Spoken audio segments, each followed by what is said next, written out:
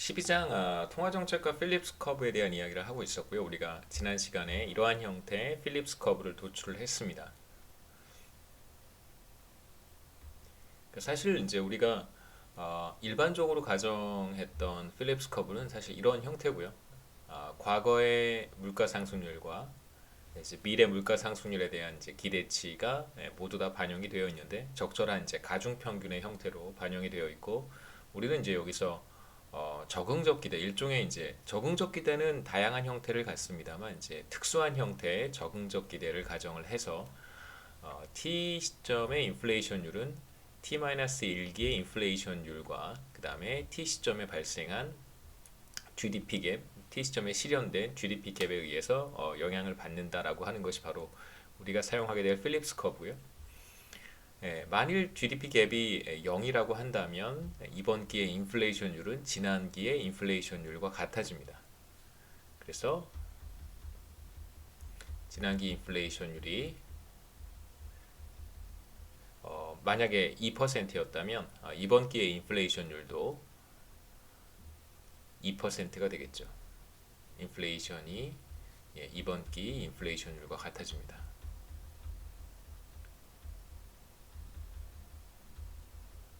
그래서 지난 시간에 제가 필립스 커브를 간단하게 그림으로 한번 그려봤고 오늘은 조금 다른 형태로 한번 그림을 그릴 수 있다는 걸 보여드릴게요.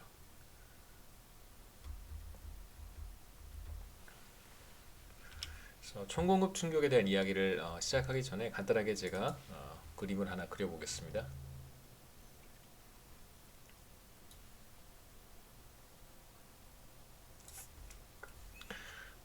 그래서 지금 우리가 살펴본 필립스 커브는 이런 형태고요. 베타의 GDP 갭, 이제 가로축에 GDP 갭을 표시를 하고 이제 이번에 세로축에 어떻게 표시를 하냐면 나중에 제가 이제 그림을 좀 바꿔서도 다르게도 표현을 하겠지만 이번 이제 12장에서는 통화정책 필립스 커브에서는 우리가 요런 형태의 그림을 한번 보려고 합니다. 그래서 양변에 파이 t-1을 빼주면 이렇게 또는 뭐 여기 파이 t-1을 왼쪽으로 넘겨주면 이제 왼쪽엔 파이 t 그다음에 마이너스 파이 t-1이라고 쓸 수 있고 오른쪽은 베타의 GDP 갭만 남겠죠. 그래서 왼쪽의 변수를 우리가 뭘로 바꿔주냐면 t-1기와 t기 사이의 인플레이션율의 변화분이라고 한번 정의를 해보겠습니다. 왼쪽에 있는 변수를 t-1기와 지난기와 이번기 사이의 물가상승률의 변화분 증감률은 아니에요. 그러니까 퍼센트에서 퍼센트를 뺀 것이기 때문에 변화분 혹은 증감이라고 말하는 것이 좋습니다. 파이 t-1기와 t기 사이 인플레이션율의 증감 혹은 변화분 이렇게 표현하는 것이 정확합니다. 변화분 다시 말하면 파이 t-1이고 이걸 제가 슬라이드에서는 델타의 파이 t라고 정의를 했어요. 델타의 파이 t라고 하는 것은 t기의 물가상승률 빼기 t-1기의 물가상승률이다. 그러니까 예를 들어서 이번 분기의 물가상승률이 2%고 지난 분기의 물가상승률이 1.5%였다면 그렇다면 델타 파이 t는 0.5%포인트가 되겠죠. 그래서 편의상 그냥 0.5%라고 부르도록 하겠습니다. 이것도 사실 퍼센트 마이너스 퍼센트는 퍼센티지 포인트라고 얘기하는 것이 정확하고요. 이제 편의상 그냥 0.5%라고 이야기를 하겠습니다. 그래서 세로축의 변수는 파이 t가 아니고 델타의 파이 t라고 한번 써보죠. 물론 이제 나중에 우리가 세로축의 변수를 파이 t로도 표현을 할 거예요. 우선 여기 12장에서는 당분간 이러한 형태 세로축의 변수는 t-1기와 t기 사이의 물가 상승률의 증감 혹은 변화분이라고 우리가 표시를 할 것이고 그 다음에 가로축에는 GDP 갭을 표현한다면 자 그러면 우리가 표현했던 필립스 커브를 이렇게 다시 쓸 수 있겠죠. 이제 left hand side는 델타의 파이 t가 될 테니까 이렇게 우리가 정의한 거니까요. 이런 표현을 쓰자라고. 베타의 yt 해시 됩니다. 훨씬 더 그림이 나이스해질 수 있어요. 이걸 하나의 변수로 우리가 간주하면 마치 꼭 y는 a 곱하기 x의 형태가 되는 거니까 절편은 당연히 제로고요. 기울기는 a가 되는 형태의 그림이 될 거예요. 그래서 우리가 이런 그림을 그려본다면 당연히 GDP 갭이 0이면 인플레이션율의 증감도 0이 될 거예요. 이렇게 반드시 원점을 지나고 기울기는 베타인데 베타는 0보다 큰 값입니다. 그래서 왜 그러냐면 베타가 왜 0보다 큰 값이냐면 필립스 커브에서 보시면 베타라고 하는 것은 여러 가지 의미가 담겨 있지만 여기에서는 경제 전체 어떤 총수요가 확대되거나 혹은 경기가 과열되거나 GDP 갭이 0보다 커지면 기업들이 자신이 판매하는 재화에 대한 수요가 늘어날 거예요. 그렇다면 기업들은 다 자신이 판매하는 재화에 대한 가격을 결정할 수 있는 독점력을 가지고 있기 때문에 이삿짐 센터 스토리를 한번 읽어보시면 갖고 있기 때문에 자신이 판매하는 재화나 서비스에 대한 수요가 늘어나면 이제 가격을 인상하려고 하게 됩니다. 그래서 가격을 인상하게 되면 당연히 경제 전체의 물가 상승률이 상승하겠죠. 그렇기 때문에 이제 베타는 0보다 큰 값을 갖겠죠. 그래서 여기에서 베타가 0보다 큰 값을 가지니까 우상향하는 필립스 커브를 그릴 수 있을 거예요. 그래서 우리가 이제 여기에서 생각해 보려고 하는 그래프가 바로 이러한 형태고요. 그 슬라이드에서는 조금 더 다이나믹하게 표현하기 위해서 잠깐 지우고 다시 쓰겠습니다. 표현하기 위해서 원점을 여기다 표현하지 않고 이렇게 표현을 했습니다.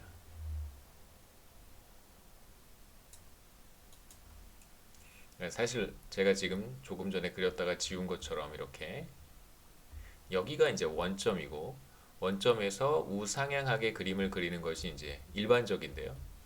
그래서 우리는 조금 더 다이나믹한 상황을 보고 싶어서 무슨 뜻이냐면 T-1기와 T기 사이의 물가 상승률이 이제 변하는데 반드시 0보다 큰 값만 갖는 건 아니잖아요. 그러니까 0보다 작은 값을 가질 수도 있습니다. 파이 T 마이너스 파이 T 마이너스 1이 바로 델타 파이 T인데 지난기의 물가 상승률은 2%였는데 이번 기의 물가 상승률은 1%예요. 그럼 마이너스 값을 가질 수도 있잖아요. 그래서 이렇게 그래프를 표현을 하면 전체 그림을 그리는데 좀 문제가 있으니까 원점을 이렇게 이동시켜서 그림을 그려보는 것이죠. 이런 식으로 그래서 원점을 그려놓고요. 필립스 커브는 이렇게 표현할 수 있을 거예요. 근데 이렇게 그리면 또 경제학 교과서에 나오는 좀 그림하고 또 다르니까 그림을 축을 또 이동시켜서 조금 특이하게 보일 수도 있겠지만 이렇게 한번 표현해 보겠습니다.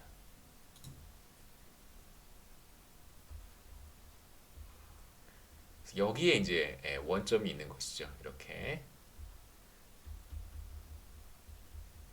그래서 필립스 커브는 반드시 원점을 지나야 되니까 그러니까 우리가 지금 세로축의 변수를 델타의 파이 t, t-1기와 t기 사이의 물가 상승률의 증감 혹은 변화분이라고 하는 것은 반드시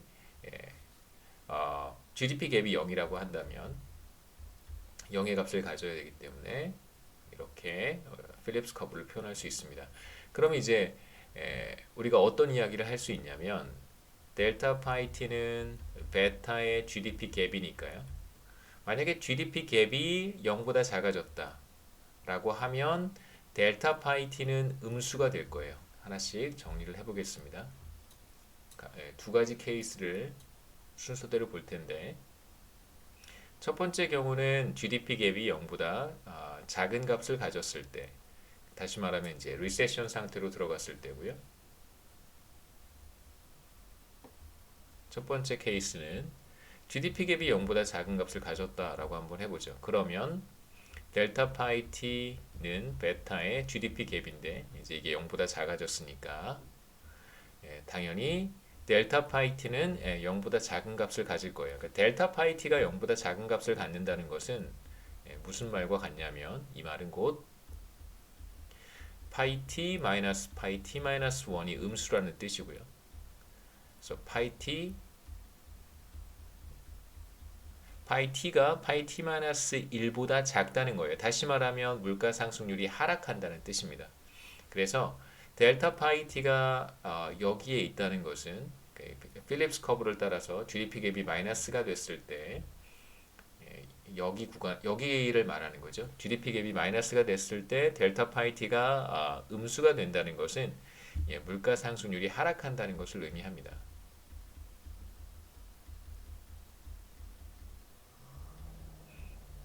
다른 말로 하면 이제 디스인플레이션이 되겠죠. 자, 이런 현상을 우리가 여기서 표현할 수 있고 반드시 델타 파이 t가 마이너스가 된다 그래서 물가 상승률이 마이너스가 되는 건 아니에요. 물론 그럴 수도 있지만 이제 물가 상승률이 2%에서 1%로 떨어져도 델타 파이 t는 마이너스가 되는 것이고 우리가 그러한 현상을 디스인플레이션이라고 이야기합니다. 두 번째 케이스는 이제 우리가 이쪽에서 한번 살펴보죠. 자, 이쪽은 어떤 구간이냐면 YT 햇이 GDP 갭이 0보다 클 때 물가 상승률 델타 파이 t는 이제 0보다 커지겠죠. 여기에서 보시면 GDP 갭이 0보다 크니까 파지티브니까 델타의 파이 t도 파지티브가 되고 델타의 파이 t가 파지티브라고 하는 것은 이제 무슨 말과 같냐면 바로 파이 t가 파이 t 마이너스 1보다 크다는 것을 의미합니다. 다시 말하면 물가 상승률이 상승하고 있다. 이 구간에서는 이제 그걸 의미하는 것이죠. 물가 상승률이 상승하고 있다는 것을 의미를 해요.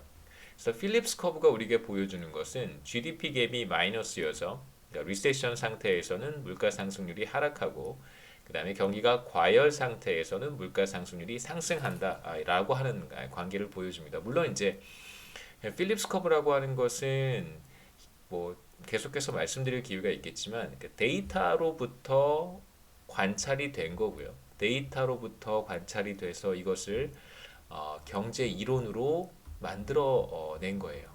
그래서 이건 이론이 우선하는 것이 아니라 관찰이 우선하는 겁니다. 필립스 커브는 먼저 관찰을 했고 그것이 이제 경제학의 중요한 이론으로 자리를 잡았고요. 경기 변동과 관련된 스터디를 할 때, 그다음에 중앙은행의 어떤 통화 정책에 관련된 이야기를 할 때 이제 빼놓을 수 없는 매우 중요한 하나의 구성 요소가 된 것이죠. 거시경제학의 경기 변동을 이야기를 할 때, 물론 경제학자들의 특성에 따라서 거시경제학자들의 특성에 따라서 저와 같은 사람들은 사실 필립스 커브를 보지 않는 편인데요. 보지 않는 사람들도 물론 있습니다만, 그 이제 어떤 신념이라든가 철학의 차이, 철학의 문제고요. 대다수의 거시경제학자들은 경기 변동에 대한 이야기를 할 때 반드시 이제 필립스 커브를 이야기를 합니다.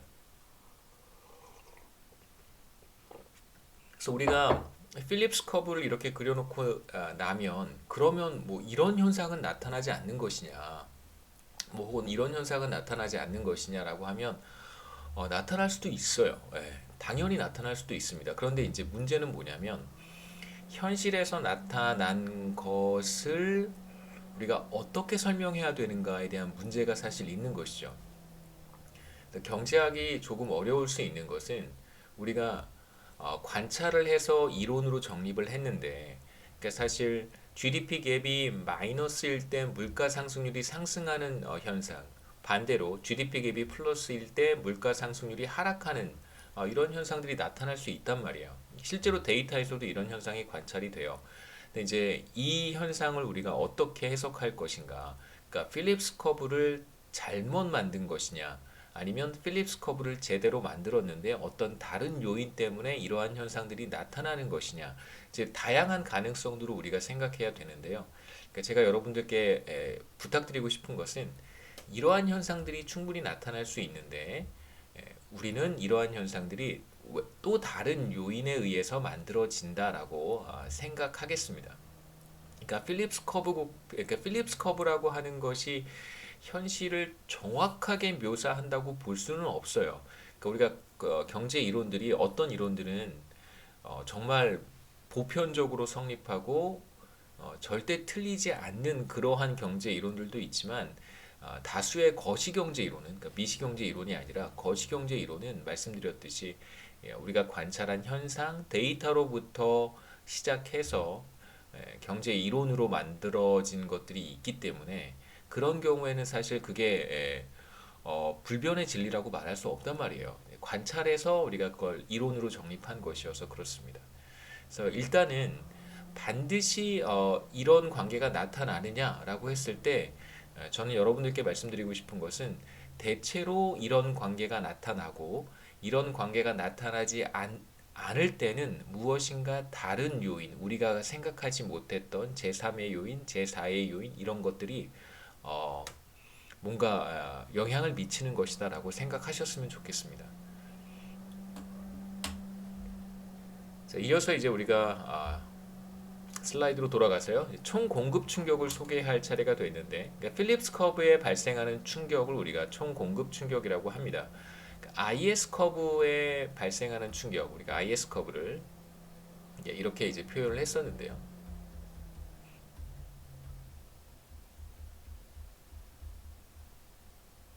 그래서 IS 커브에 나타나는 이제 충격을 우리가 총 수요 충격이라고 부르고, 그 다음에 필립스 커브에 나타나는 충격을 총 공급 충격이라고 부르는데 왜 총 공급이라는 표현을 여기에 붙였냐면요. 결국은 이제 필립스 커브가 총 공급 곡선의 역할을 한다는 걸 나중에 여러분 보실 수 있습니다. 그래서 우리가 거시경제학의 어떤 동태, 다이나믹스를 분석을 할 때 충격이 발생했을 때 GDP는 어떻게 변화하고 물가 상승률은 어떻게 변하고 실업률은 어떻게 변하고 고용은 어떻게 변하고 이런 이야기들을 이제 우리가 쭉 해야 되는데 그걸 분석하기 위한 하나의 패러다임이라고 하는 것이 바로 총수요 총공급 모형입니다. 그러니까 어떤 우리가 하나의 시장, 미시경제학에서 하나의 시장을 분석할 때 수요 곡선과 공급 곡선을 이용해서 이제 하나의 시장을 분석을 하잖아요. 정확히 우리가 거시경제학에서 분석하려고 하는 그런 거시경제 현상이 수요 곡선과 공급 곡선으로 정확히 그 대변되는 것은 아니지만 이제 그러한 유사한 메타포라고 할 수 있어요. 그러니까 정확히 수요 곡선은 아닌데 이걸 우리가 총수요 곡선이라고 하는 것을 하나 가지고 분석을 할 거고 정확히 공급 곡선은 아닌데 총 공급 곡선이라고 하는 것을 가지고 우리가 거시경제학을 분석하게 됩니다. 그렇다고 해서 총 공급 곡선이 공급 서플라이 커브를 의미하는 것은 아니고요. 우리가 지금 거시경제학에서 사용할 총수요 곡선이라고 하는 것이 나중에 다 말씀드리겠습니다만 어, 미시경제학에서 얘기하는 디맨드 커브를 의미하는 것도 아니에요. 그 의미는 완전히 달라요. 그런데 마치 꼭 수요와 공급의 그런 그 변화에 의해서 가격이 조정되고 생산량이 혹은 거래량이 결정되는 것과 같이 우리가 해석할 수 있기 때문에 거시경제학에서도 그 비슷한 용어를 사용을 해서 경기 변동 현상을 분석을 하게 됩니다. 그래서 결국 필립스 커브는 총 공급 곡선이 돼요. 얘는 나중에 AS 커브라고 해서 Aggregate Supply 커브가 됩니다. AS 커브가 되기 때문에 필립스 커브에 나타나는 충격을 이제 총 공급 곡선에 나타나는 충격이라고 해서 Aggregate Supply Shock이라고 부르고요. 그래서 AS Shock이라고 부르고 그 다음에 이제 이걸 왜 또 총 공급 충격이라고 부르냐면 결국 필립스 커브라고 하는 것이 어디에서 온 거냐면 기업들이 가격을 어떻게 결정하는가, 그러니까 가격 조정이 원활하지 못한 상황에서 가격 조정을 어떻게 하는가를 보여주는 일종의 프라이스 세팅 이퀘이션이라고 제가 이야기를 했었습니다. 그러니까 가격 책정 의사결정을 보여주는 것이기 때문에 기업은 사실 우리가 뭐 어떤 측면에서는 시장에서 디맨드 사이드에 있기도 하지만 또 재화를 생산해서 공급하는 또 중요한 공급자들이기도 하기 때문에 그래서 우리가 기업들의 의사결정으로부터 도출한 곡선이 필립스 커브이고 기업들이 이제 서플라이 사이드에서 일반적으로 활동하기 때문에 기업들의 의사결정에 영향을 미치는 이런 다양한 충격들을 우리가 공급 측면의 충격이라고 부르는 것입니다. 그래서 T 시점에 발생하는 총 공급 충격을 우리가 에타 T라고 표현을 하고요. 뭐 기호는 중요하지 않은데 그릭이고요. 이걸 우리가 에타라고 부릅니다.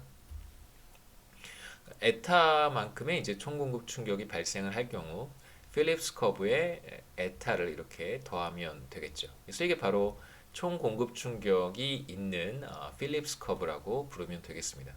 이게 이제 완전한 형태, 우리가 사용할 완전한 형태의 필립스 커브예요. 앞으로 우리가 사용할 이제 full description이라고 할 수 있습니다.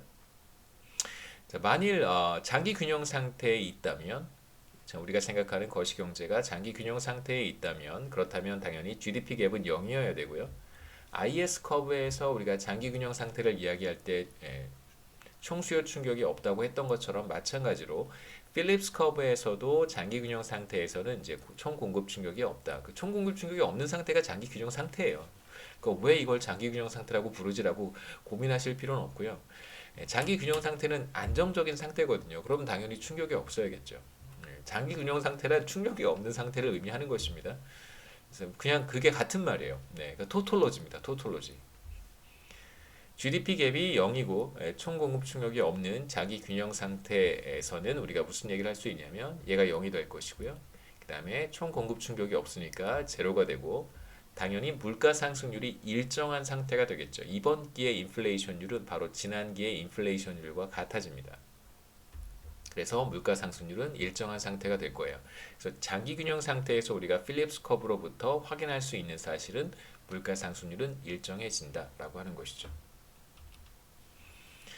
그 다음에 이어서 우리가 수요 견인 인플레이션이라고 하는 것과 그 디맨드 풀이라고 부르는데요. 그러한 인플레이션과 비용 인상, 코스트 푸시 인플레이션을 그러니까 필립스 커브를 통해서 이야기할 수 있어요. 필립스 커브를 우리가 잘 이해했으면 어떤 것이 비용 인상 인플레이션이고 어떤 것이 수요 견인 인플레이션인지를 이제 구분해서 이야기할 수 있습니다.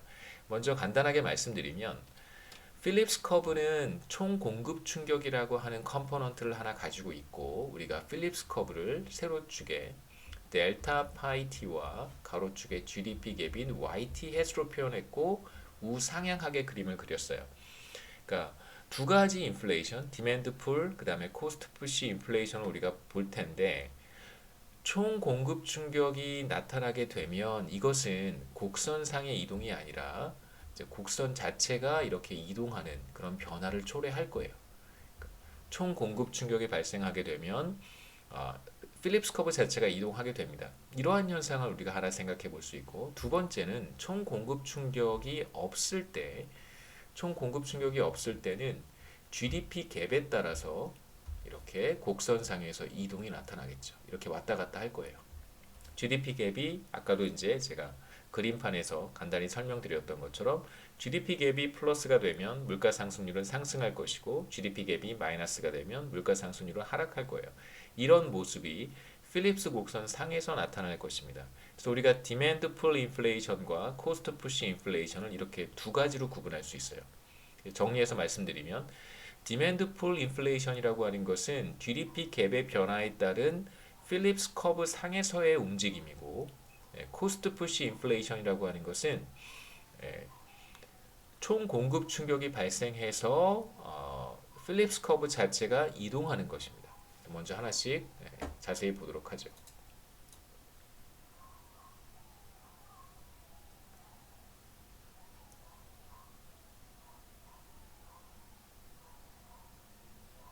자, 비용 인상 인플레이션부터 시작하는데요. 비용 인상 인플레이션이라고 하는 것은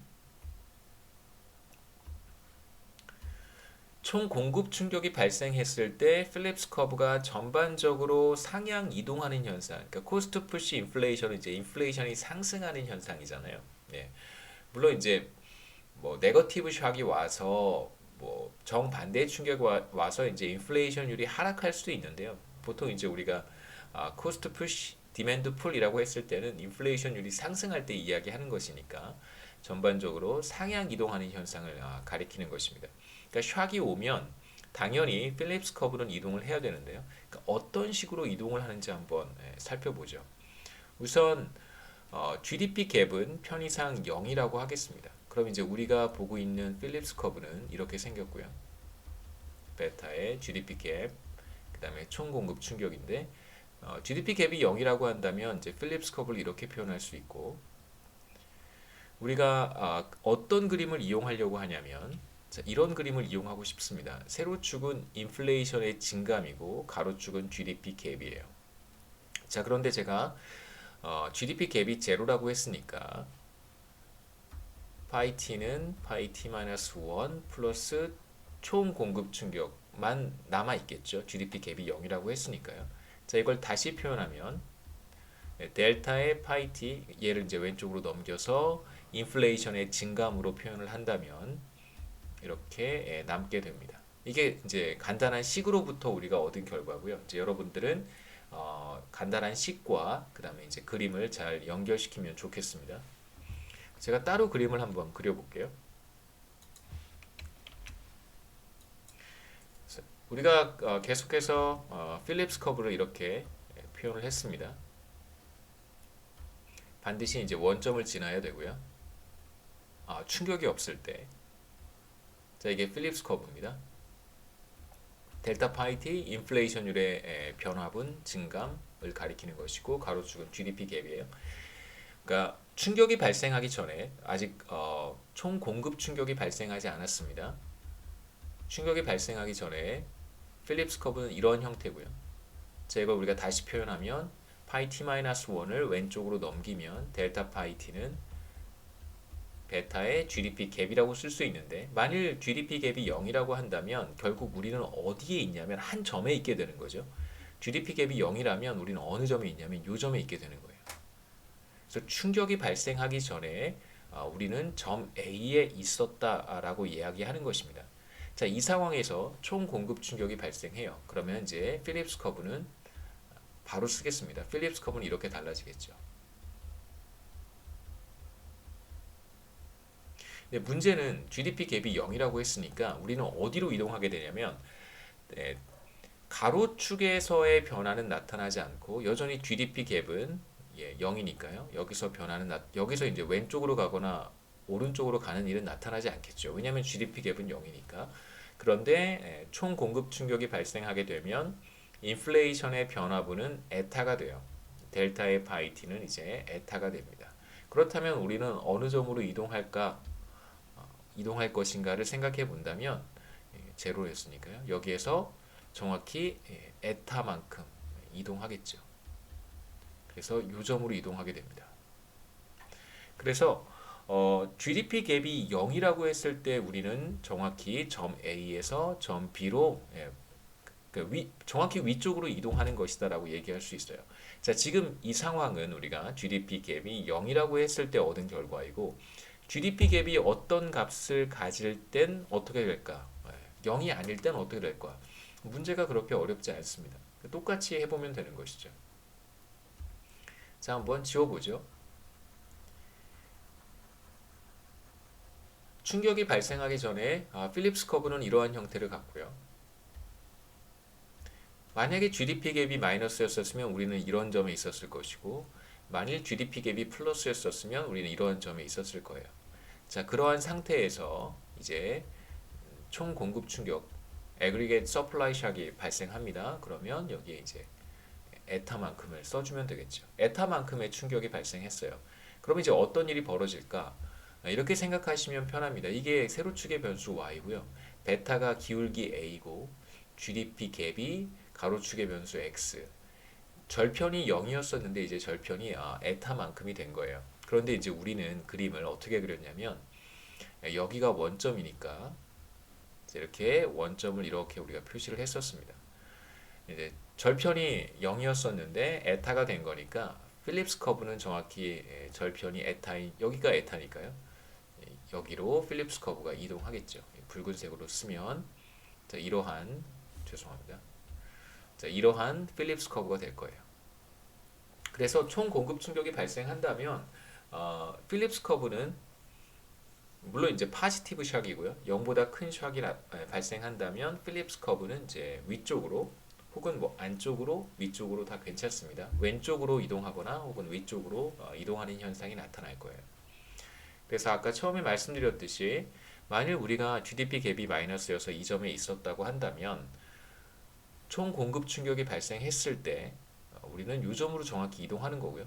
에타만큼 그 다음에 우리가 GDP 갭이 플러스여서 이 점에 있었다고 하더라도 마찬가지로 이 점으로 이동해 가는 것이죠.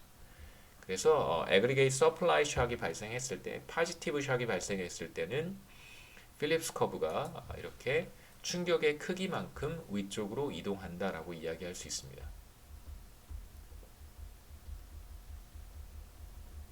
물론 포지티브 샥이 나타났을 때, 네거티브 샥이 나타났을 때는 당연히 충격의 크기만큼 아래쪽으로 내려가겠죠. 근데 지금 우리는 코스트 푸시 인플레이션에 대한 이야기를 하고 있으니까 필립스 커브는 위쪽으로 이동합니다. 뭐 왼쪽이라고 얘기해도 괜찮아요. 그래서 이러한 현상이 나타날 거예요. 자, 한번 생각해 보시면 이제 코스트 푸시 인플레이션이라고 하는 것은 그러니까 기업 측면에서 기업이 구매하는 원자재라든가 혹은 뭐 다양한 형태의 뭐 그 생산 과정에 영향을 미치는 비용이 상승해서 결과적으로 가격을 인상하기 때문에 나타나는 인플레이션이라는 의미를 갖고 있습니다. 보시면 우리가 필립스 커브를 이렇게 표현을 했고요. 이건 사실 기업이 어떠한 방식으로 가격을 결정하는지를 보여주는 일종의 가격 결정식이라고 했습니다. 그 프라이스 세팅 이퀘이션이에요. 그러니까 가격을 조정하는 것이 원활하지 못한 상태에서 기업이 어떤 식으로 가격을 결정하는가, 가격 결정력을 가지고 있는 마켓 파워를 가지고 있는 기업들의 가격 결정 행태를 보여주는 하나의 이퀘이션이고요. 전반적인 수요의 변화가 없을 때, 요 에타, 애그리게이트 서플라이 샥이라고 하는 것은 뭐 원자재 가격 상승이라든가, 뭐 기름 가격, 원유 가격 상승이라든가, 뭐 이런 충격이 발생했을 때 기업들은 당연히 자신이 생산해서 판매하는 재화의 가격을 인상하려고 할 거예요. 그렇기 때문에 인플레이션율이 상승하는 현상이 나타날 것입니다. 그래서 다시 한번 돌아가서 GDP 갭이 0이에요. 경기가 과열 상태도 아니고 침체 상태도 아닙니다. 전반적으로 트렌드 상에서 경제가 이렇게 움직이고 있을 때 코스트 푸시 샥이 발생한다면 필립스 커브는 여기에서 이렇게 이동할 것이고요. 최초에 충격이 발생하기 전에 우리는 A라고 하는 점에 있었는데 이제 B라고 하는 점으로 이동해 가겠죠. 그래서 인플레이션율의 증감은 델타 파이는 에타만큼이 되고 이걸 다시 표현하게 되면 파이 t는 파이 t-1의 에타만큼 물가가 상승할 것이다 라고 이야기할 수 있습니다. 물론 이게 이야기의 끝은 아니에요. 물가가 상승하게 되면 물가 상승률이 상승하게 되면 이제 또 다른 어떤 변화가 경제 내에 나타나겠죠. 그래서 우선 일단 코스트 푸시의 출발점은 바로 여기다라고 말씀드리는 것이고요. 두 번째 디맨드 풀의 경우에는 우리는 이제 여기에서는 애그리게이트 서플라이 샥은 보지 않고 0이라고 두겠습니다. 디맨드 풀 인플레이션은 경기가 과열되어서 GDP 갭이 플러스가 될 때 나타나는 현상이라고 생각할 수 있고요. 다시 말하면 필립스 커브 상에서의 이동이고 GDP 갭이 플러스가 될 때 물가 상승률이 상승하는 현상. 제가 조금 전에 그림으로 그렸던 바로 그 모습입니다.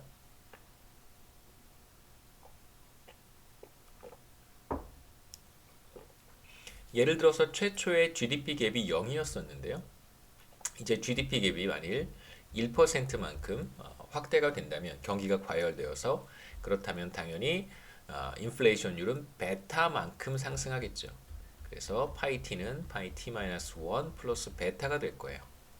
뭐 베타 퍼센트 포인트가 되겠죠. 그래서 물가 상승률은 이제 베타만큼 상승하는 현상이 나타나겠죠.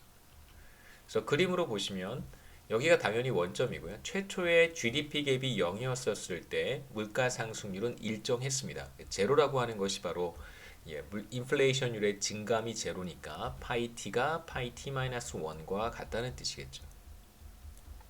자, 이러한 상태에 있었는데 만일 경기가 과열된다면 총 공급 충격은 없습니다. 경기가 과열된다면 이 점으로 이동할 것이고 그러면 필립스 커브를 따라서 이쪽으로 이동해 갈 거예요.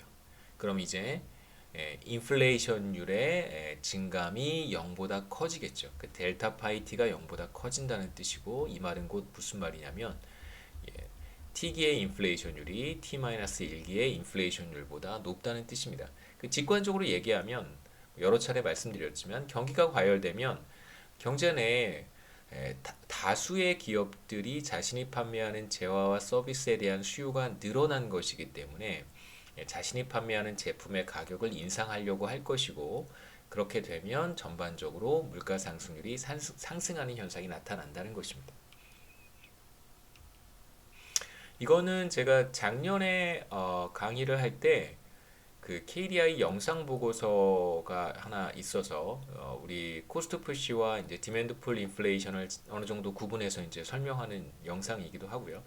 그 다음에 이제 2019년, 지금도 여전히 유효합니다. 2019년에 물가 상승률이 계속해서 떨어져서 그 사실 이제 물가 상승률이 마이너스가 됐던 시기도 있었고요. 최근에도 이제 그런 시기가 있었습니다. 네, 팬데믹 상황에서. 그래서 한번 한 3분 정도에서 5분, 2분 40초군요. 2분 40초짜리 영상인데 한번 시간이 되실 때 보시면 되고, 여기 여기 클릭하시면 됩니다. KDI 영상 보고서 여기를 클릭하시면 영상을 보실 수 있습니다. 필립스 커브를 우리가 이제 몇 가지 시나리오, 몇 가지 그 경험을 바탕으로 해서 응용을 해보는, 적용을 해보는 그런 이제 섹션인데요. 사실 한국의 사례와는 조금 동떨어져 있어서 매번 강의를 할 때마다 좀 고민은 되지만, 이제 우리 교과서가 미국 교과서니까요. 미국의 사례를 중심으로 이제 필립스 커브를 설명을 한 거예요. 제 생각에는 이렇게 와닿지는 않지만, 우리한테 그렇게 크게 와닿지는 않지만, 그래도 뭐 외국 사례이긴 합니다만 도움은 될 거라고 생각을 해요. 그 다음에 이제 필립스 커브가 왜 거시경제학에서 중요한 그 한 축을 구성하고 있는지, 왜 그렇게 중요하게 사람들이 생각하는지도 좀 이해할 수 있는 그런 사례가 될 거라고 생각합니다. 첫 번째 우리가 생각해 보려고 하는 것은 폴 볼커의 디스인플레이션 팔러시인데요. 폴 볼커는 얼마 전에 돌아가셨고, 올해 초에 돌아가신 걸, 작년 말인가 올해 초에 돌아가신 걸로 알고 있고요. 우리로 하면 이제 중앙은행 총재죠. 네. 이제 의장을 역임했던 분이기도 합니다. 79년 US 연방준비제도 이사회 의장으로 임명된 폴 볼커는 이제 극심한 인플레이션을 잡기 위해서 노력을 했습니다. 이제 문제는 당시 이제 80년대 초에 인플레이션율이 10%를 넘기도 했었어요. 굉장히 높은 인플레이션으로 이제 고생을 했는데, 원인은 무엇이었냐면 크게 두 가지로 우리가 생각해 볼 수 있습니다. 첫 번째는 74년과 79년에 두 차례 이제 오일 샥이 있었어요. 이 오일 샥은 뭐냐면 그 오펙이라고 하는, 다 들어보셨을 텐데, 오펙이라고 하는 이제 그 산유국들의 그 모임이 있습니다. 이제 이 오펙은 산유국들의 모임이고, 주로 하는 일이 얼마만큼의 기름을 생산할 것인가를 이제 결정을 하는 일종의 그 카르텔이에요. 카르텔이라고 하면 꼭 좀 범죄 조직 같다는 느낌이 들긴 하지만, 경제학의 카르텔이라고 하는 용어가 있으니까 일종의 카르텔이고요. 그러니까 만약에 생산량이 많아지게 되면 국제 원유 시장에서 원유 가격이 하락하니까 이 멤버 국가들의 수입이, 원유 생산 수입이 떨어지게 됩니다. 그래서 항상 생산량을 이제 매번 모여서 얼마만큼을 생산할 건지를 논의를 하고 결정하는, 그 다음에 이제 각 국가가 얼마만큼 생산할 건지를 이렇게 할당하는 그런 형태의 모임이고요. 사실 국제사회에서 이런 모임이 있을 수 있다는 것 자체가 조금 놀랍기도 하지만 또 한편으로 또 재미있기도 합니다. 그러니까 힘이 있으면 힘이 있으면 이런 조직을 구성을 해서 국가들이 모여서 이런 조직을 구성할 수도 있겠구나, 이런 생각도 들고요. 그래서 이제 오펙이 74년과 79년에 이제 그 원유 생산량, 수출량을 이제 급격히 통제하면서 원유 가격이 엄청나게 상승했던 그런 시기가 있었습니다. 그래서 74년은 그래도 한국 경제가 잘 넘겼는데, 79년의 충격은 너무너무 커서 한국 경제도 큰 타격을 입었던 시기이기도 합니다. 두 번째는 이제 정책적인 사실 문제였었는데요. 지난 수년 동안 그러니까 폴 볼커가 의장으로 임명되기 이전 중앙은행이 지나치게 이제 팽창적인 통화 정책을 수행했기 때문에 그러니까 시중에 너무나 많은 유동성이 공급이 되어서 물가가 상승했다 이런 뜻입니다. 볼커가 FRB 의장이 된 이후에 인플레이션은 이제 5% 이하로 안정이 되었는데 그러니까 볼커가 어떤 정책을 수행을 했길래 이렇게 인플레이션이 안정되었을까? 우리가 여기에서는 명목 이자율 측면에서 사실 그때 이제 이자율을 관리했던 것은 아닌데요. 그 통화량을 사실 관리를 했었습니다. 80년대까지는. 또 90년대까지도 이제 통화량을 중심으로 중앙은행이 통화 정책을 시행을 했는데 이걸 우리가 조금 다른 측면에서 접근해 본다면 명목 이자율을 관리한 것처럼 우리가 해석할 수도 있습니다. 그래서 명목 이자율을 높게 책정을 해서 화폐 보유의 기회비용을 높인 거예요. 그러니까 명목 이자율이 높다는 것은 사람들이 캐시를 가지고 있을 때 그만큼 높은 기회비용을 부담을 해야 됩니다. 그러니까 명목 이자율이 높을 때 금융기관에 저축을 한다든가 투자를 한다든가 혹은 금융상품에 투자한다든가 누군가에게 빌려준다면 금융기관을 통해서요. 1대1로 빌려주는 게 아니고 금융기관을 통해서 누군가에게 차입을 해준다면 상당히 높은 수익을 얻을 수 있는 그러한 상태라고 할 수 있겠죠. 그래서 명목이자율이 높다는 것은 사실상 화폐 보유의 기회비용이 높다라고 우리가 이야기할 수 있습니다. 이러한 정책을 사실 이제 tight monetary policy, 긴축 통화 정책이라고 하고요. 그다음에 이제 이전에 있었던 이제 팽창적인 통화 정책, 확장적인 통화 정책을 이제 expansionary monetary policy라고 우리가 이야기를 합니다. 그래서 폴 볼커가 했던 것은 궁극적으로 tight monetary policy고요. 그 수단은 명목 금리를 높게 책정한 거예요. 그렇다면 명목 이자율이 어떠한 방식으로 인플레이션에까지 영향을 미칠 수 있을까? 우리의 이제 출발점은 IT고요. 명목 이자율인데 이게 궁극적으로 높은 인플레이션을 어느 정도 누그러뜨리는데 성공했다는 것이잖아요. 이제 우리가 지금까지 봤던 모든 그 내용들을 다 결합을 하면 폴 볼커가 수행했던 정책의 결과가 어떤 형태로 나타났는지를 어느 정도 이해할 수 있습니다.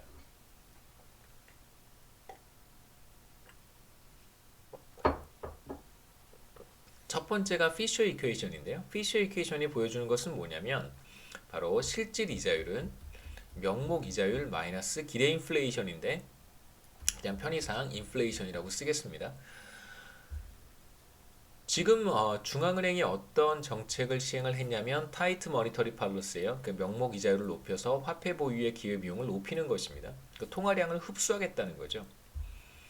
명목 이자율을 이렇게 인상을 했어요. 그런데 이제 우리가 계속해서 이야기를 했지만 기업들이 단기에 가격을 조정하는 것이 원활하지 못하다면 가격이 경직적이라고 한다면 인플레이션율이 따라서 그렇게 상승하지는 않을 거예요.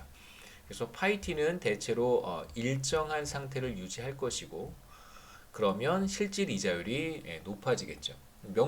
인플레이션율이 단기에 뭐 쉽게 조정되지 않을 테니까 가격이 경직적이어서요.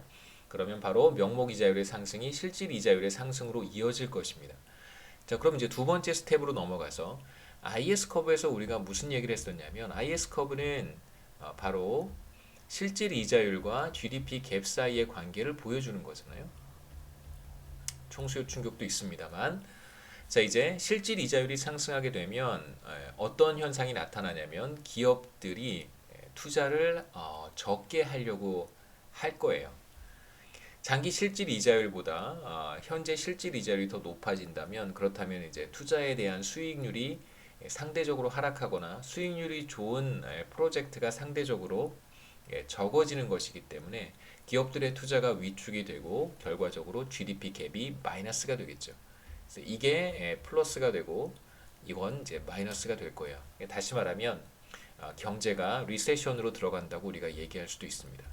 GDP 갭은 마이너스가 되고 리세션으로 들어가는 거예요. 자 이제 우리가 조금 전에 봤던 필립스 커브를 가지고 이야기를 해보면 파이 t는 파이 t-1 플러스 베타의 yt입니다. 뭐 총공급 충격도 써보죠.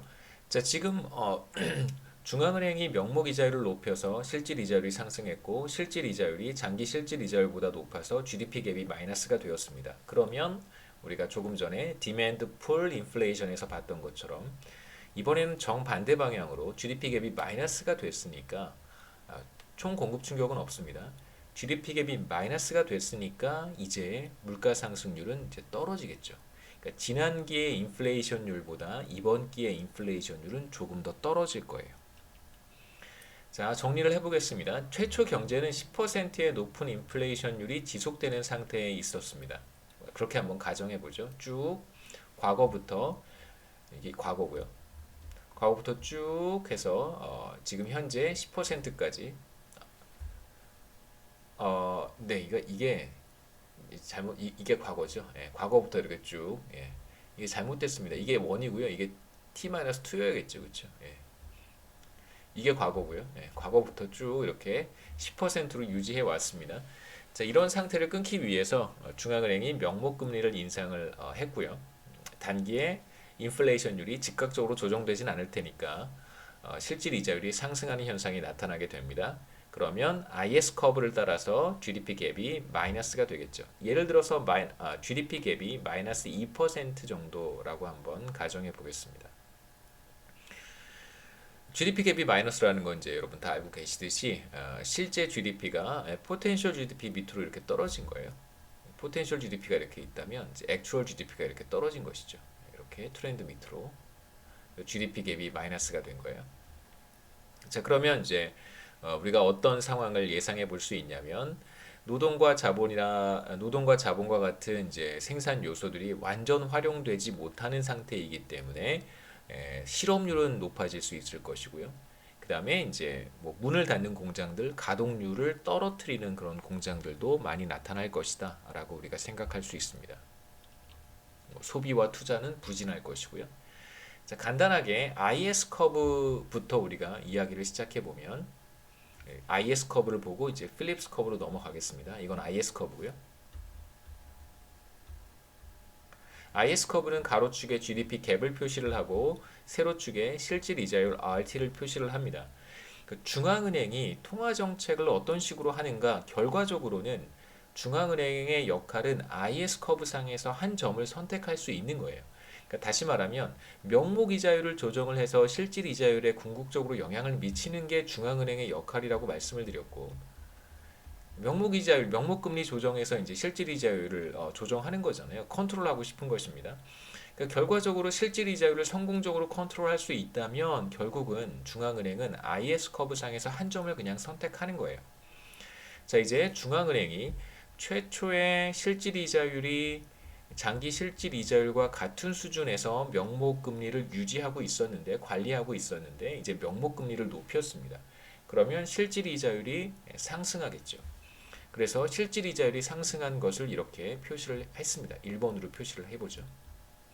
중앙은행이 명목 금리를 높였기 때문에 실질 이자율이 상승했고 그래서 경제는 최초의 GDP 갭이 0인 상태에 있다가 GDP 갭이 마이너스 2%인 상태로 가는 거예요. 그러니까 결과적으로는 우리가 이런 그림들을 다 지워버리면 무슨 얘기를 할 수 있냐면 그냥 IS 커브를 이렇게 하나 그려놓고요. 중앙은행은 자 이제 우리가 여기로 가자 이렇게 점을 찍을 수 있다는 것입니다. 이제 우리가 이쪽으로 가자. 점을 찍을 수 있겠죠. 결과적으로 중간에 이렇게 뭐 이자율이 올라갔다 내려갔다 하는 그래프를 그리지 않더라도 결과적으로는 중앙은행이 IS 커브상에 한 점을 그냥 찍을 수 있다는 뜻입니다. 그래서 중앙은행이 찍은 한 점이 뭐냐면 바로 이 B라는 점이에요.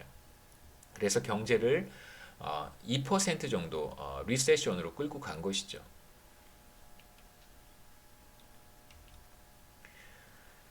자, 이제 GDP 갭이 마이너스가 된다면 기업들의 가격 결정, 필립스 커브입니다. 가격 결정을 따라서 이제 인플레이션율이 결정이 되는데요. 자, 지난기까지 인플레이션율은 10%라고 했고요. 총 공급 충격은 우리가 없다고 가정을 하겠습니다. 자, 지금 우리는 1기에 있어요. 그러니까 지난기가 0기고요. 이게 제가 잘못 말씀드렸군요. 여기에서 이게 과거가 맞아요. 네. 이게 먼 과거고 이게 바로 직전기군요. 파이 제로. 네.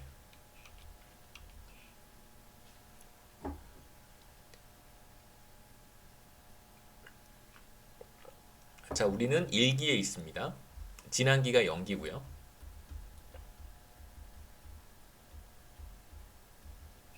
총 공급 충격은 없다고 했을 때 지금 이제 우리가 갖고 있는 우리가 지금 보고 있는 필립스 커브는 정확히 이러한 형태겠죠. 파이 1은 10% 더하기 2분의 1의 GDP 갭인데 지금 1기의 GDP 갭이 마이너스 2%가 됐어요. 왜냐하면 중앙은행이 마이너스 2%를 찍은 거예요. 금리를 인상을 해서 실질 이자율이 상승했고 그로 인해서 투자가 위축이 되어가지고 GDP 갭이 마이너스 2%가 된 것입니다. 그래서 그냥 단순하게 얘기하면 앞으로도 그런 비슷한 이야기들이 나오기 때문에 미리 말씀을 드리는 거예요. 중앙은행은 IS 커브상에서 한 점을 찍을 수 있습니다. 자, 이제 IS 커브에서 결정된 GDP 갭이 마이너스 2%니까요. 여기다가 이제 마이너스 2%를 넣으면 되겠죠. 여긴 10%고. 그러면 이제 1기의 인플레이션율이 몇 퍼센트가 되는지 우리가 확인할 수 있습니다.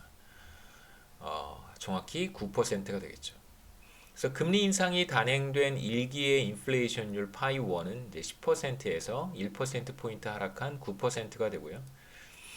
여기서 이제 인플레이션율이 하락한 이유가 무엇인가를 보면 결과적으로는 GDP 갭이 마이너스가 되어서 인플레이션율이 10%에서 9%로 하락한 거잖아요.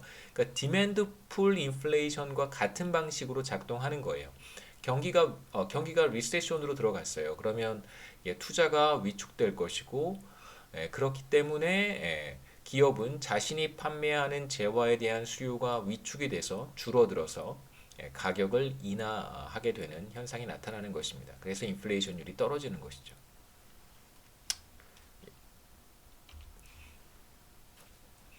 그림에서 보면 디맨드 풀 인플레이션이 이쪽 방향으로 나타난다는 걸 우리가 확인했고요. 이건 이제 반대 방향으로 나타나겠죠.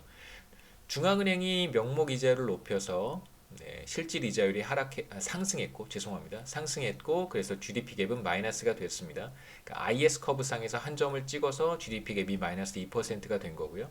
그러면 이제 필립스 커브를 따라서 경제는 이동해 가겠죠. 그래서 물가 상승률의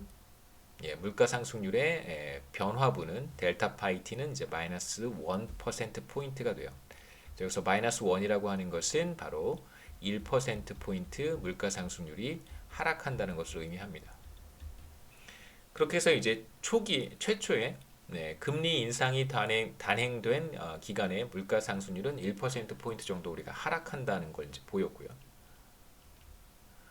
자, 만일 2기에도 실질 이자율이 상승한 채로 머물러 있다면, 만약 그렇다면, 그러니까 IS 커브상의 한 점이 계속해서 유지가 되는 상황이라고 생각해 보시죠. 한번 돌아가 보겠습니다. IS 커브로. 그러니까 지금 이 점 B에 계속해서 머물러 있는 거예요. 그렇다면 리세션 상태에서 벗어나지 못하겠죠. 그러한 상태가 2기에도 지속이 된다면 당연히 1기에는 이제 그러한 상태였고요. 이러한 상태가 2기에도 지속이 된다면 2기의 GDP 갭도 마이너스 2%가 될 거고요. 자, 그러면 2기의 필립스 커브는 어떻게 될 것인가? 2기의 필립스 커브는 이렇게 쓸 수 있습니다. 그러니까 우리가 T기의 필립스 커브를 이렇게 표현을 했잖아요.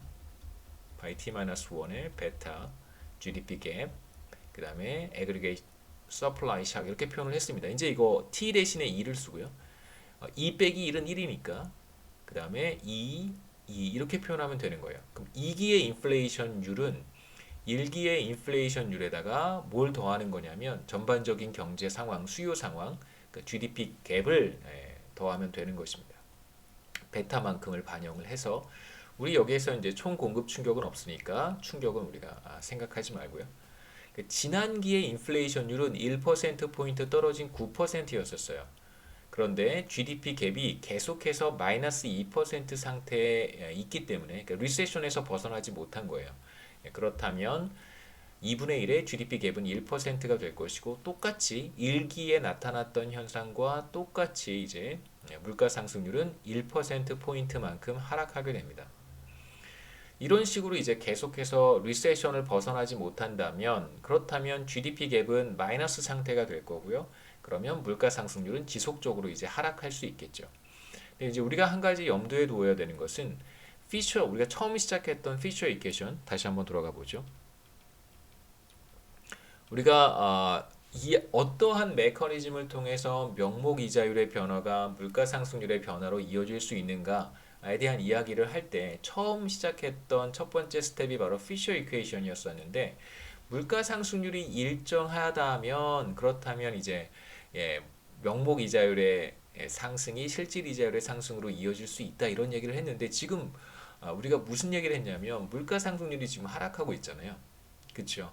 그렇다면 중앙은행의 정책에도 그것에 상응하는 변화가 나타나야 될 거예요. 그래서 마지막에 제가 간단하게 언급한 것은 바로 그것입니다. 자, 인플레이션율이 지속적으로 하락하고 있기 때문에 피셔 이퀘이션을 이렇게 들여다보면 명목 금리를 이렇게 인상을 했는데 지금 결과적으로 물가 상승률은 하락하고 있습니다. 그렇다면 이제 중앙은행은 명목 이자율을 계속 높은 상태로 유지하고 있고 인플레이션율은 떨어지고 있으니까 실질 이자율은 더 빠른 속도로 상승할 거 아니겠어요, 그렇죠? 네, 그렇다면 서서히 명목 이자율을 조금씩 낮춰가는 그런 정책을 해야겠죠. 그래서 실질 이자율이 처음에 이렇게 상승했다가 물가 상승률이 상승하면서 명목 이자율을 높은 상태로 계속해서 유지하고 있으면 실질 이자율은 계속해서 더 상승할 테니까. 왜냐하면 예, 인플레이션율은 떨어지고 있으니까요. 서서히 명목 이자율을 예, 낮추는 인하하는 그런 정책을 이제 유지하겠죠. 그래서 얼마만큼 GDP 갭을 얼마만큼 오래 GDP 갭을 마이너스 2%로 유지할 것인가는 이제 경제 상황을 보면서 물가 상승률이 얼마만큼 떨어지는가를 보면서 이제 적절히 정책을 유지해 갈 것이라고 예상해 볼 수 있습니다. 두 번째 사례는 비슷한 이야기예요. 70년대 인플레이션이 왜 나타났을까? 역사를 조금 더 한 10년 정도 더 거슬러 올라가면 아까도 말씀드렸듯이 미국의 인플레이션율은 이제 70년대부터 상당히 이제 불안정한 모습을 보이기 시작하는데 그 이유가 이제 몇 가지가 있어요. 말씀드렸듯이 뭐 오일 쇼크도 있고 확장적 통화 정책 이런 것들이 있을 수 있는데 여기에서는 이제 두 번째 중앙은행의 실수에 초점을 맞춰서 한번 보도록 하겠습니다. 앞서 봤던 것은 이러한 원인 때문에 나타난 과도한 인플레이션율을 어떻게 성공적으로 잡았는가, 안정화시켰는가가 이제 첫 번째 우리가 봤던 이슈고요. 두 번째 이슈는 그렇다면 그게 왜 그렇게 되었는가, 이제 원인을 한번 보도록 하겠습니다. 그래서 우리가 비슷한 실수를 반복하지 않는 것도 중요할 것이고요. 그 다음에 이제 문제는 우리가 똑같은 실수를 저질렀다고 하더라도 어, 그 경제 상황에 따라서 결과가 다르게 나타날 수도 있다는 것도 사실 좀 생각해 볼 만한 문제인 것 같아요.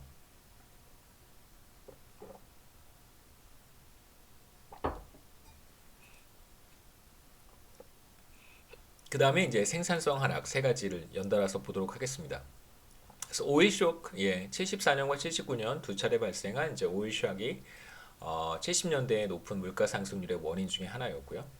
총 공급 충격이라고 우리가 생각할 수 있습니다. 기본적으로 오일 샥은 원자재 부문에서 발생하는 충격이기 때문에 우리 총 공급 충격이라고 해석할 수 있고요. 두 번째는 이제 여기서 조금 제가 깊이 있게 다루려고 하는 것은 중앙은행의 실수인데 사실 이제 필립스 커브라고 하는 것이 우리가 처음에 필립스 커브를 시작할 때 이런 필립스 커브를 제가 여러분들께 소개를 했었습니다. 그러니까 과거의 물가 상승률과 미래 물가 상승률의 이제 기대값 이렇게 쓸까요? expectation t 플러스 1기 물가 그러니까 미래 물가 상승률에 대한 어떤 기대치, 그 다음에 이제 GDP 갭 이런 것들에 이제 모두 영향을 받는다라고 말씀을 드렸어요. 이제 그런데 문제는 뭐냐면 사실 이 텀은 이 미래 물가 상승률에도 영향을 받는다라고 하는 것은 이건 정말 80년대에 들어온 개념이에요. 그러니까 뭐 80년대라고 하면 지금으로부터 너무 먼 과거이기도 하지만 여러분들께는 벌써 40년 전 이야기잖아요. 그런데 그 학문의 영역에서 본다면, 그러니까 경제학의 영역에서 본다면 사실 40년이라는 시간은 그렇게 먼 시간이 아니에요. 뭐 여러분 다른 그 과학 이런 거 공부해 보시면 훨씬 더 옛날 이야기들 많이 합니다. 그다음에 인문학 이런 데 가시면은 옛날 얘기 더 많이 하잖아요. 그러니까 40년이라는 시간이 비교적 먼 과거의 이야기이기는 하지만 이 텀이 필립스 커브에 들어온 건 정말 40년밖에 되지 않는다는 거예요. 그러니까 우리가 배우는 경제학이 앞으로 또 어떻게 변할지 알 수 없다는 의미이기도 합니다.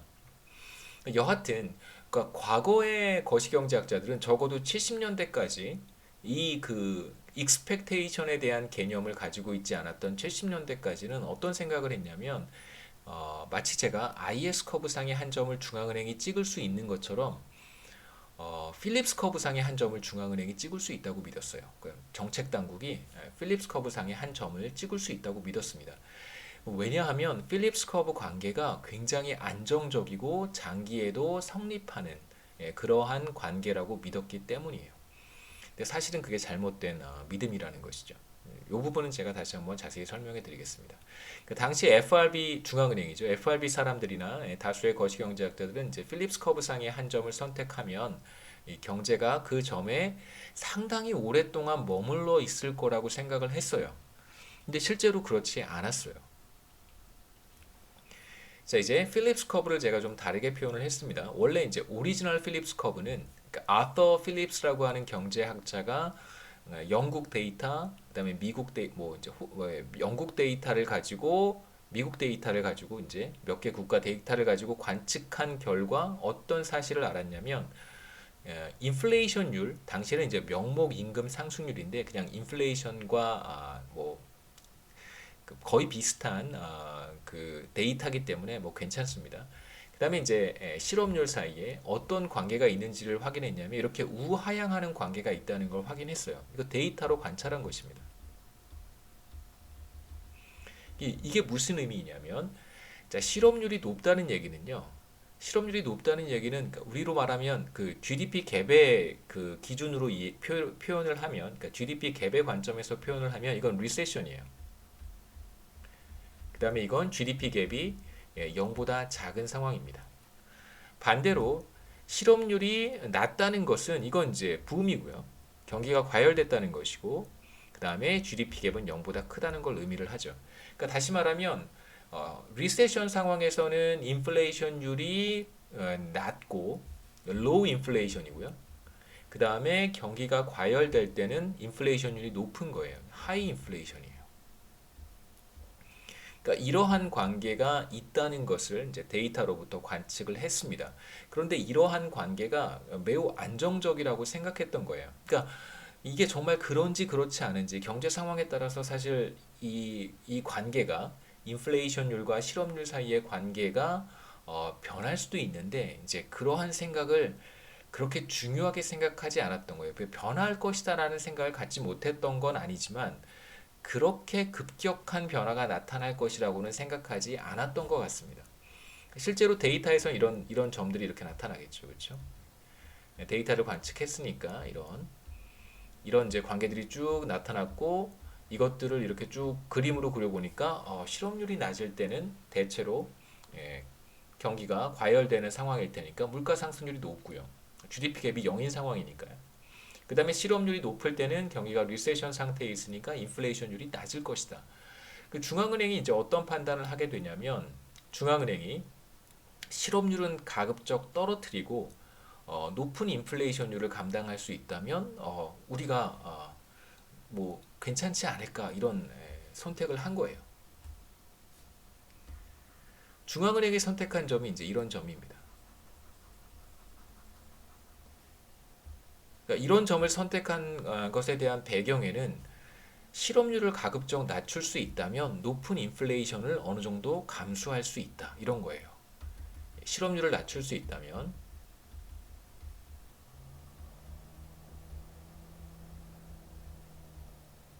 그러니까 이런 관계가 비교적 오랜 시간, 장기적으로 성립하는 관계라고 한다면 그러니까 이 점을 선택했을 때 실업률은 상당히 오랜 시간 동안 낮은 수준을 유지할 수 있다고 우리가 믿을 수 있잖아요.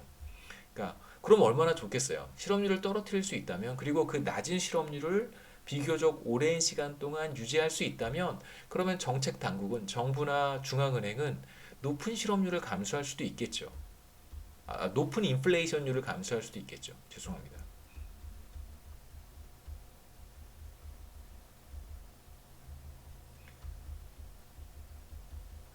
이런 생각을 가지고 있었습니다. 그러니까 70년대 중앙은행과 정책당국은 정부는 실업률이 비교적 높았기 때문에 실업률을 낮은 상태에서 떨어뜨리고 그것을 오랫동안 유지할 수 있다면 그러면 뭐 7%, 8%의 물가 상승률 정도는 우리가 감수할 수 있다라고 생각했던 것이죠. 자, 이제 뉴 케인지언 필립스 커브를 우리가 12장에서 우리가 사용할 필립스 커브다라고 이야기를 하고 우리가 이제 익스펙테이션 텀을 뭐 이렇게 적응적 기대로 가정을 하기도 했었습니다. 그래서 이게 우리가 이야기했던 뉴 케인지언 필립스 커브고요. 자, 여기에서 GDP 갭 대신에 실업률 갭을 한번 넣어 볼 텐데요. 뭐 우리가 이제 처음에 봤던 오큰슬로, 오큰의 법칙을 생각하셔도 괜찮고, 오큰의 법칙은 GDP 갭과 실업률 갭 사이의 관계를 보여주는 것이니까 오큰의 갭을 생각하셔도 괜찮고요. 그냥 직관적으로 실업률과 GDP 갭 사이에는 이제 반대 방향, 서로 네거티브 릴레이션십이 있다는 것을 생각해 본다면 이제 부호를 바꾸고 GDP 갭 대신에 이제 실업률 갭을 써도 어느 정도 여러분 이해하실 거라고 생각합니다. 그 GDP 갭 대신에 우리가 실업률 갭을 쓸 수도 있어요. 원래 이제 오리지널 필립스 커브는 인플레이션율과 이제 실업률 갭 사이의 관계를 표현한 것이기 때문에 참고로 실업률 갭은 이제 actual unemployment rate과 자연 실업률 사이의 이제 차이를 의미하는 것이고요. GDP 갭과 실업률 갭은 한국의 경우에는 약간 좀 정확히 정반대로 움직이지는 않지만 대체로 대다수의 국가에서는 거의 정반대로 움직이니까 GDP 갭과 실업률 갭을 이제 바꿔서 부호를 바꿔서 사용할 수 있습니다. 여기 갭마라고 하는 것은 뭐 그냥 실업률 갭이 T 시점의 인플레이션율에 어느 정도 영향을 미치는가를 보여주는 이제 일종의 계수고요. 뭐 큰 의미를 가지실 필요는 없습니다. 얼마만큼 영향을 줄 수 있겠죠, 그렇죠? 심각하게 영향을 줄 수도 있고, 뭐 조금 덜 심각하게 영향을 줄 수도 있고.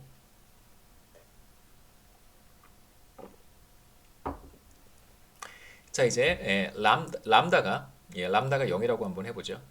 이게 좀 특수한 상황인데 과거의 인플레이션에도 영향을 받을 것이고, 그러니까 T기의 인플레이션율은 과거의 인플레이션율에도 영향을 받을 것이고, 그러니까 미래의 인플레이션율에 대한 기대값에도 얼마만큼 미래의 물가 상승률이 실현될 것인가, 얼마로 예상이 되는가도 현재 인플레이션율에 영향을 미칠 텐데 우리가 이제 과거는 생각하지 말아보죠.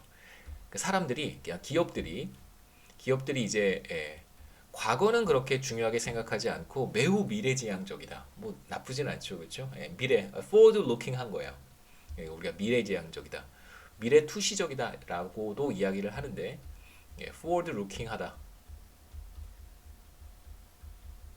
과거는 돌아보지 않고 앞으로 어떤 일이 벌어질지에 더 많은 관심을 갖고 있다면, 그러니까 지금 왜 그러냐면요. 정부가 새로운 어떤 그 정책을 새로운 방향으로 정책을 지금 그 시행하고 있잖아요.